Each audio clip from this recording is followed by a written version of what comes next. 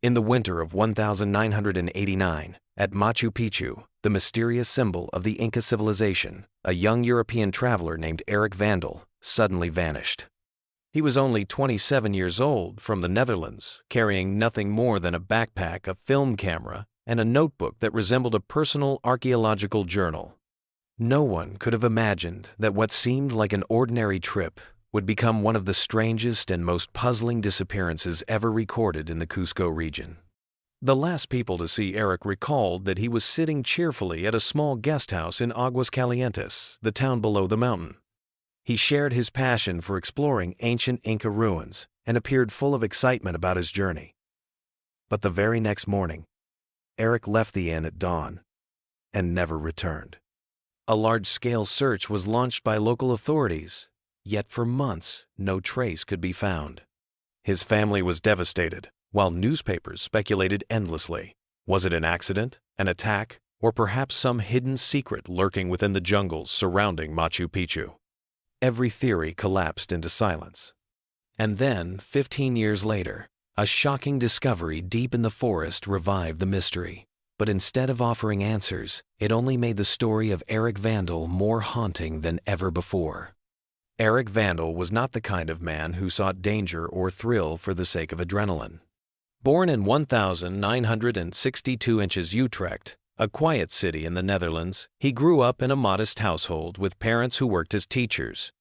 From a young age, Eric had shown a fascination with history and the mysteries of lost civilizations.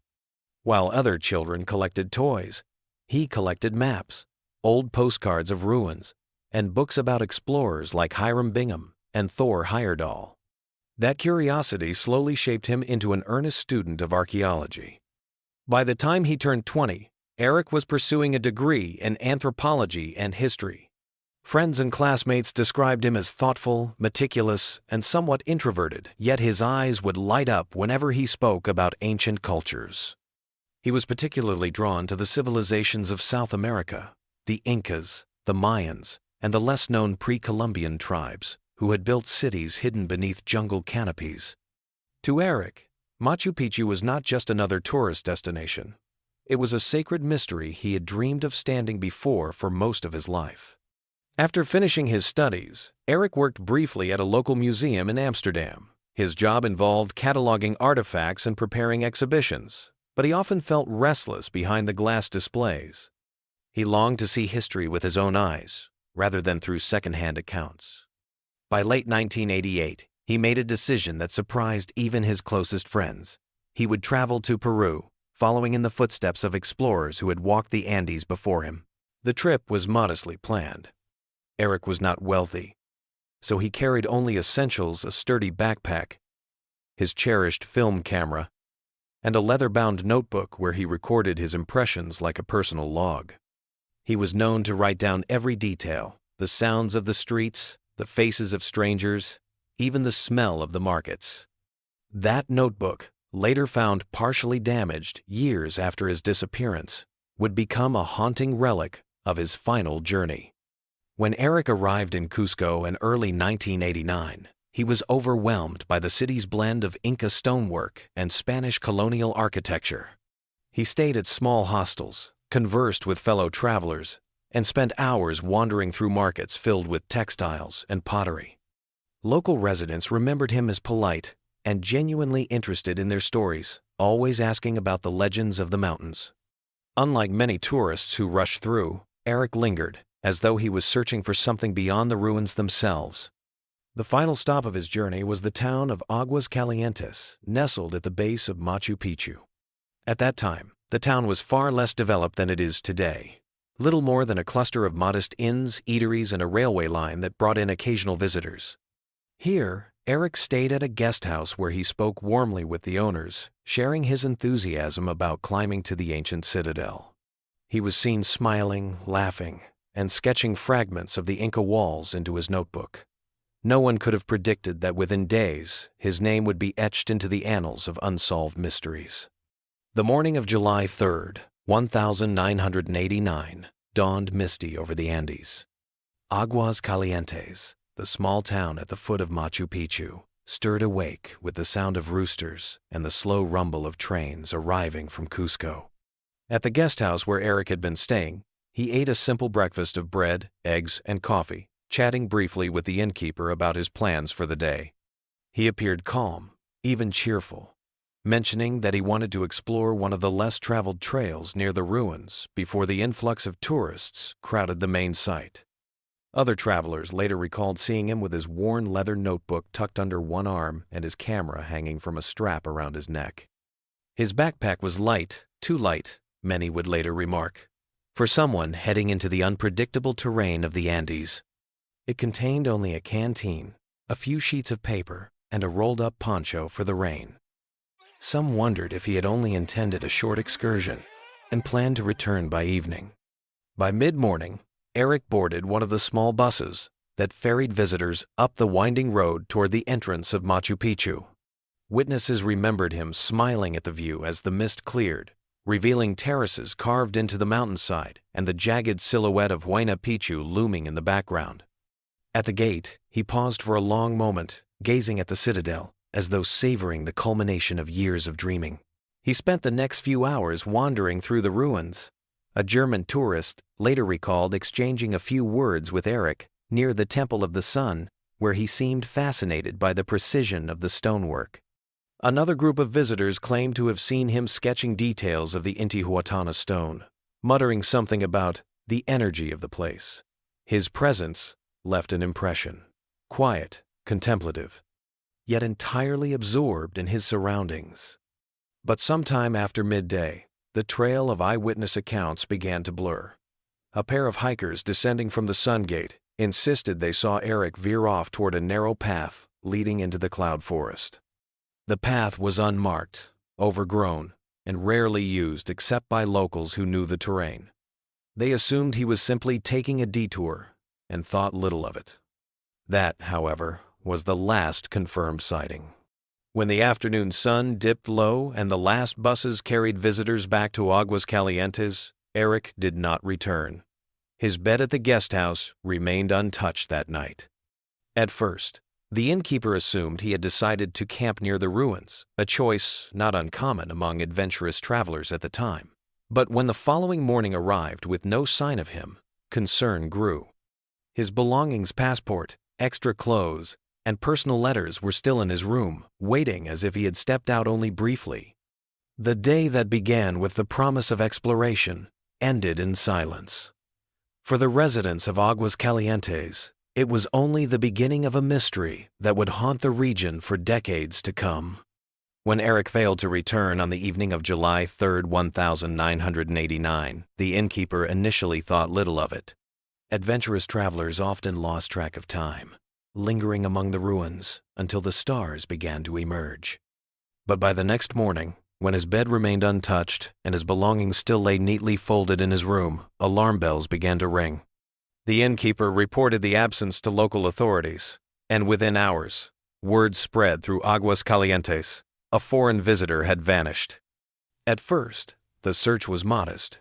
Park rangers and local guides, familiar with the terrain, retraced the most common trails leading to and from Machu Picchu. They called out his name in Spanish and English, scanning the steep terraces and dense vegetation for signs of movement. When nothing surfaced, the search escalated. Within days, the Peruvian police organized a more formal operation. Dozens of men spread out through the surrounding mountains, armed with machetes, ropes, and flashlights. They examined ravines, combed through thickets, and scoured caves that dotted the area. Helicopters were dispatched from Cusco to fly over the valleys, their searchlights sweeping across the jungle canopy. Yet from above, the dense foliage appeared like an unbroken sea of green, swallowing any trace of a lone traveler. Search dogs were brought in, trained to pick up the faintest human scent. For a brief moment, hope flickered when one of the dogs alerted near a narrow ridge south of the ruins. The team pushed forward, hacking through undergrowth, but the trail dissipated quickly, as though Eric's presence had been swallowed by the forest itself. The Inca Trail, usually buzzing with hikers, was eerily silent that week. Authorities temporarily restricted tourist access to certain sections, hoping fewer people would make it easier to locate signs of disturbance. But even with fewer footsteps, no clues emerged, no scraps of clothing, no dropped notebook pages, not even a broken branch that could indicate a fall. It was as though Eric had simply stepped into the jungle and vanished into thin air. Meanwhile, Eric's family in the Netherlands was notified. His parents, devastated and desperate, flew to Peru within 2 weeks of his disappearance. They distributed flyers in Cusco, pleading with anyone who might have seen their son to come forward. Some locals offered cryptic stories. One claimed to have seen a foreign man wandering near an unmarked cave. Another swore he spotted Eric boarding a train back to Cusco. But none of these leads could be verified, and investigators quickly dismissed them as rumor. As the weeks turned into months, frustration grew among search teams. The terrain around Machu Picchu was notoriously treacherous. Steep cliffs, hidden gullies, and sudden shifts in weather made every search dangerous. Some rescuers whispered that if Eric had fallen into one of the countless ravines, his body might never be recovered. Others speculated about wild animals, accidents, or even foul play, though no evidence supported such claims. By late August, nearly 2 months after the disappearance, the official search effort was scaled back. Authorities declared the case unsolved, but left open the possibility that future hikers might stumble upon evidence. Eric's parents returned to the Netherlands empty-handed, carrying only their son's belongings, his spare clothes, passport, and letters. His cherished notebook and camera, the 2 items he carried with him that morning, remained missing. In the years that followed, Eric's story became part of local lore. Guides would point to the mist-shrouded trails and warn tourists of the dangers of straying from marked paths. His name was etched into the collective memory of Machu Picchu not as a traveler who marveled at its beauty, but as a young man who entered its forests and never returned. The failed search left behind more questions than answers. For some, it was a cautionary tale about the unforgiving nature of the Andes. For others, it was evidence of something deeper, an unsolved mystery that time itself seemed determined to keep hidden. As the official search drew to a close in late 1989, the case of Eric Vandal quietly slipped into obscurity. His parents returned to the Netherlands, carrying the unbearable weight of uncertainty. They had no body to bury, no grave to visit, only a void where their son's future should have been. For a time, they kept hope alive, clinging to the idea that Eric might have simply lost his way and could one day return. But as the months turned into years, that hope slowly gave way to silence. Throughout the 1,990 seconds, the story of Eric's disappearance was remembered only in fragments. For the people of Aguascalientes, his name became another cautionary tale whispered to tourists, a reminder not to stray from the paths, not to underestimate the jungle. Guides spoke of him with a mix of sadness and resignation, their voices carrying the weight of a mystery they could not solve. For Eric's family, however, the silence was far heavier. His parents left his bedroom untouched for years, as if preserving it would somehow keep him tethered to their world. Letters from friends abroad continued to arrive, expressing sorrow and disbelief, yet nothing ever pointed to his whereabouts. Every lead that surfaced a supposed sighting in Cusco, a rumor of a European traveler living with villagers in the highlands, crumbled under scrutiny. Meanwhile, Machu Picchu itself grew in fame. By the mid-1990 seconds, the site had transformed into one of the most sought-after travel destinations in the world. Trains carried more visitors, hotels expanded, and the once sleepy town of Aguascalientes evolved into a bustling hub. Amid the flood of new faces and stories, Eric's disappearance was gradually overshadowed. To the outside world, it was just another unsolved case, filed away and forgotten. But for those closest to him, the silence was unbearable. His parents marked each passing year with quiet remembrance, sometimes traveling to Peru to stand once more in the shadow of the ruins. They laid flowers near the gates of Machu Picchu, whispering prayers into the wind, hoping that the mountains themselves might yield an answer. Yet the Andes remained silent, as though guarding their secret. 15 years passed, and Eric's absence hardened into something permanent.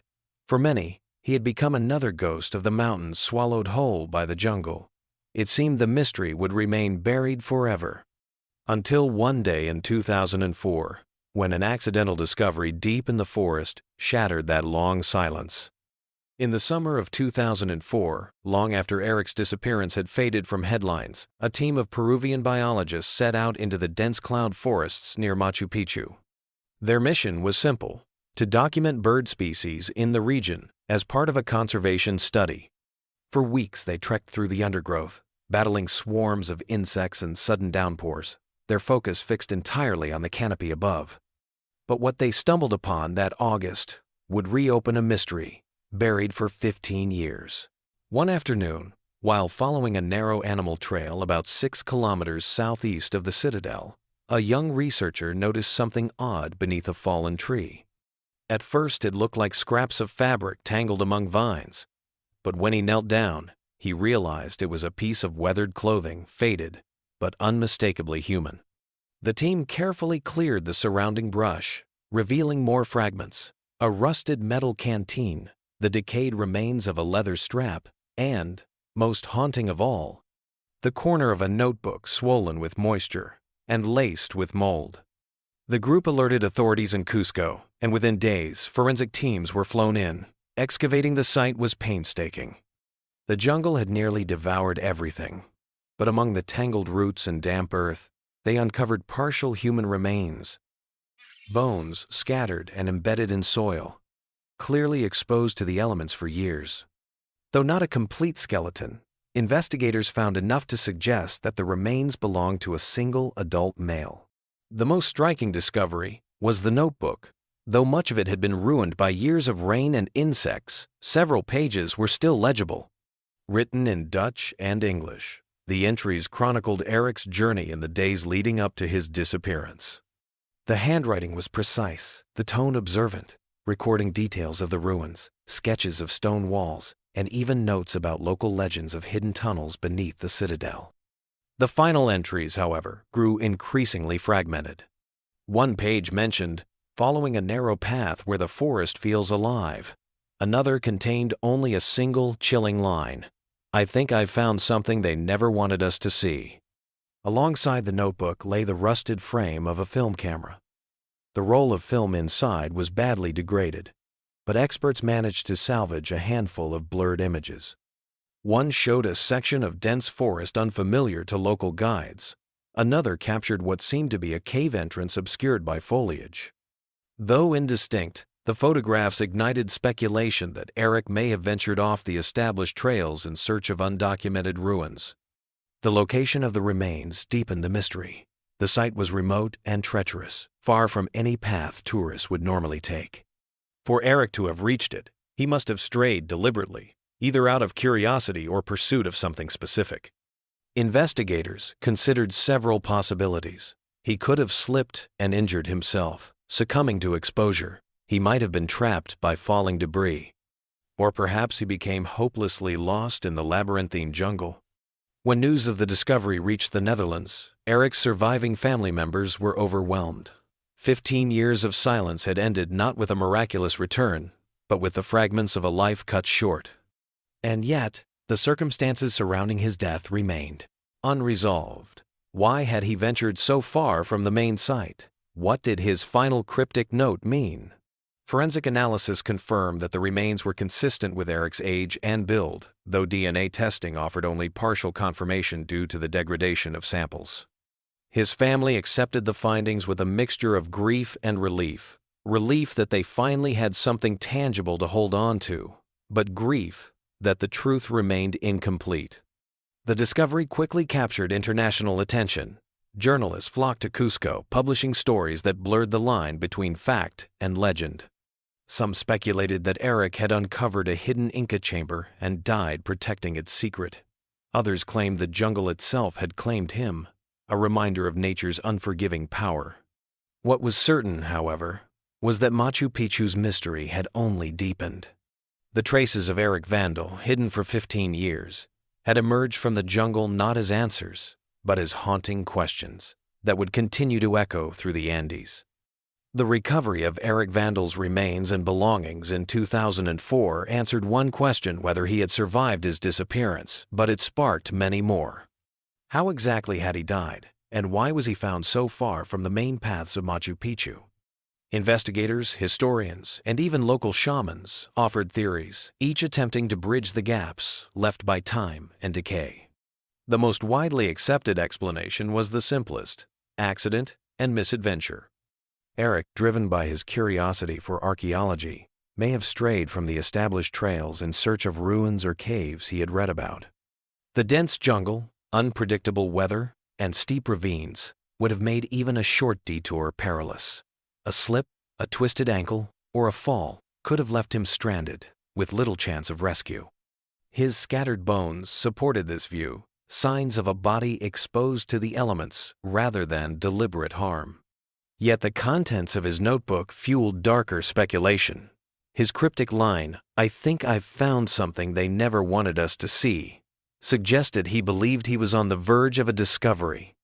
Some theorists proposed he may have stumbled upon one of the rumored Inca tunnels or ceremonial sites hidden from outsiders. If true, did he suffer an accident while attempting to explore it, or was he deliberately kept from revealing what he found? Without more evidence, these possibilities remained in the realm of speculation. Local folklore also played its part. Villagers whispered about the guardians of the mountains, spirits said to protect Machu Picchu from those who trespassed too boldly. To them, Eric's fate was not coincidence, but consequence, proof that some secrets of the Andes were not meant to be uncovered. Though dismissed by investigators, such stories lingered, adding a supernatural layer to his mystery. A smaller group suggested foul play. Could Eric have encountered smugglers or locals protective of sacred sites? No signs of violence were present on the remains, but the missing camera photos and the eerie wording in his notebook left room for suspicion. Ultimately, none of the theories could be proven. Each seemed to reveal more about the fears and fascinations of those who told them than about Eric himself. What remained certain was that he had been a man driven by passion, drawn too far into a landscape both breathtaking and unforgiving. His death was not simply the end of a journey, it became part of Machu Picchu's ongoing enigma. For Eric's family, the discovery in 2004 brought a kind of closure, but it was a closure woven with shadows. They finally had something tangible to grieve over: a notebook, a camera, fragments of bone, but no definitive truth about what had happened to their son. His parents held a small memorial in the Netherlands, placing the few recovered items in a wooden box, as if to give him a symbolic grave. Yet even there, questions lingered, unanswered and unrelenting. At Machu Picchu, Eric's story became part of the whispered fabric of the site itself. Guides continued to tell tourists about him not only as a warning of the dangers of venturing off-path, but also as a reminder of the mysteries that the Andes still conceal. Travelers walking through the ruins sometimes reported feeling an eerie presence, as if the mountains carried the memory of those who vanished among them. For some, Eric was no longer just a missing tourist. He had become a ghost of the citadel, forever tied to its stone walls and shadowed forests. The haunting line in his notebook, "I think I've found something they never wanted us to see," still echoes in every retelling of his story. Was it the words of a man delirious from exhaustion, or the last testimony of someone who glimpsed a truth hidden beneath centuries of earth and silence? That single sentence turned his disappearance into something greater than tragedy. It transformed it into a legend. Today, Machu Picchu remains a place of wonder, visited by thousands each year, but beneath the awe, there lingers the darker memory of those who entered its forests and never returned. Eric Vandal's name is carved not in stone, but in the uneasy imagination of everyone who hears his story. In the end, the mountains gave back only fragments, keeping the rest locked away.